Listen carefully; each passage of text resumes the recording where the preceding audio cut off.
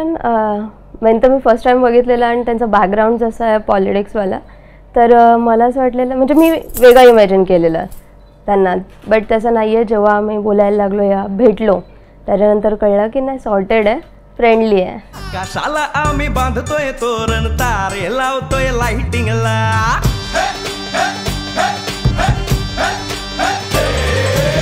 कशाला आम्ही बांधतोय तोरण, तारे लावतोय लाइटिंगला, जगा मगा सारा करतोय मंडप, सोनेरी पताका शायनिंगला.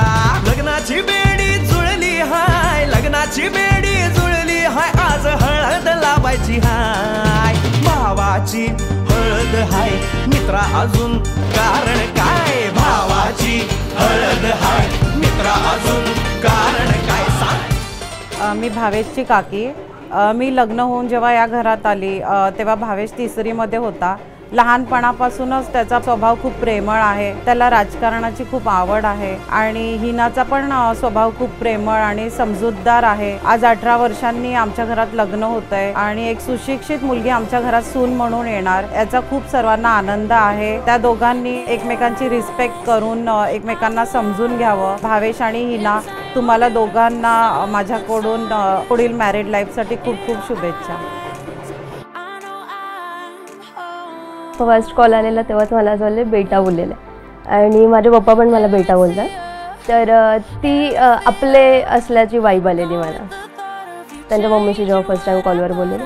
बाकी फॅमिली पण मस्त आहे, मिक्स होणारी आहे. मला पहिलं वाटलेलं की मी ॲडजस्ट होणार नाही त्यांच्यामध्ये, बट जसं आम्ही सगळ्यांना भेटली आहे तर खूप छान फॅमिली आहे.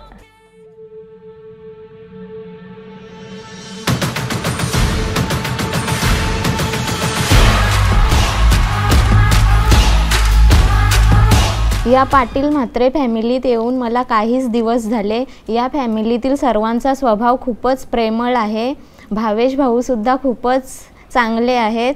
माझ्याकडून आणि माझ्या परिवाराकडून भावेश भाऊ आणि हिना यांना लग्नाच्या खूप खूप शुभेच्छा.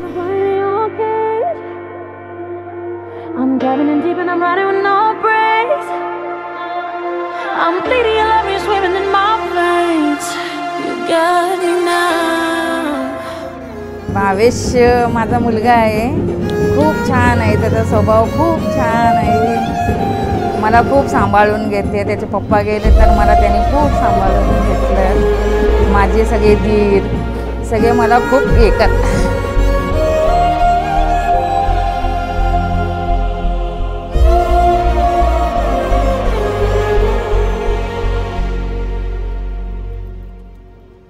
काजळ लावून आले मी आज, असं नका बघू अहो येते मला लाज, केला शृंगार आज घातलं असाच, दिसते मी भारी जणू अप्सरा मी.